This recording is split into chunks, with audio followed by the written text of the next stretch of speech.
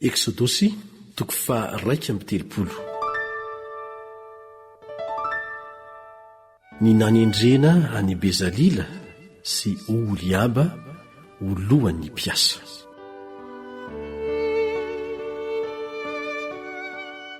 Ary Jehovah niteny tamin'i Mosesy ka nanao hoe: indro efa nitononiko anarana Bezalila zanaky Ory, zanaky Hora avy amin'ny firenen'i Joda. Ary efa nofenoiko fanan'Andriamanitra izy, dia fahendrena sy fahiran-tsaina sy fahalalana ny amin'ny taozavatra samihafa, dia nihevitra hanao asa kanto, ny asa volamena sy volafotsy ary varahina, sy ny hanamboatra vato alatsaka tranotranony, ary ny andrafitra hazo mba hanaovany ny taozavatra samihafa. Ary indro izaho efa nanomehany Oholiaba zanaky Ahisamaka avy amin'ny firenen'i Dana ho namany, ary ny fon'izay endry rehetra dia efa nasiako fahendrena mba hanaovan'izay rehetra efa nandidiko anao.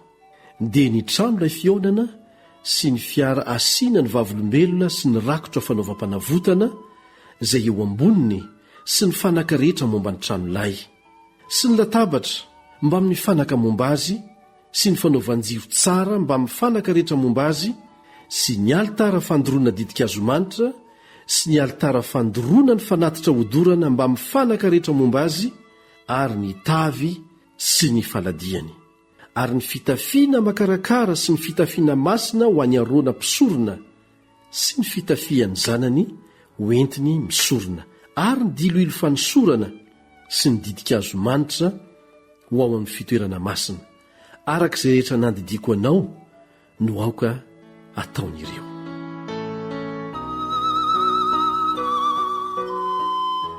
Ny amin'ny fitandremana ny sabata.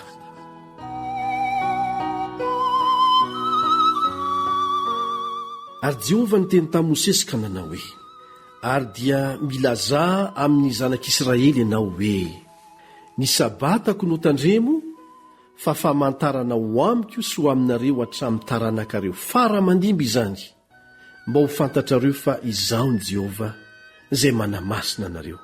Koa tandremo ny sabata, fa masina aminareo izany. Izay tsy manamasina azy dia atao maty tokoa, fa izay rehetra manao raharaha amin'izany dia ho fongorana tsy ho amin'ny fireneny. Henemana no hanaovana raharaha, fa ny andro fahafito dia tena fitsaharana ka masina ho an'i Jehovah. Izay rehetra manao raharaha amin'ny andro sabata dia atao maty tokoa. Dia ho tandremany zanak'Israely ny sabata hankatoavany azy hatramin'ny tarana ny faramandimby, dia fanekena mandrakizay izany. Ho famantarana amiko sy amin'ny zanak'Israely mandrakizay izany, fa tamin'ny enemana no nanaovan'i Jehovah ny lanitra sy ny tany, ary tamin'ny andro fahafito dia nitsahatra izy ka niala sasatra.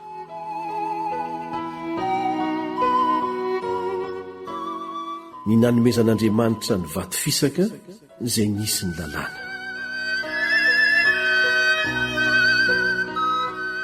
Ary rehefa vita ny teny nataony tamin'i Mosesy tao an-tendrombohitra Sinay, dia nomeny azy ny vato fisaka 2 izay nisy ny vavolombelona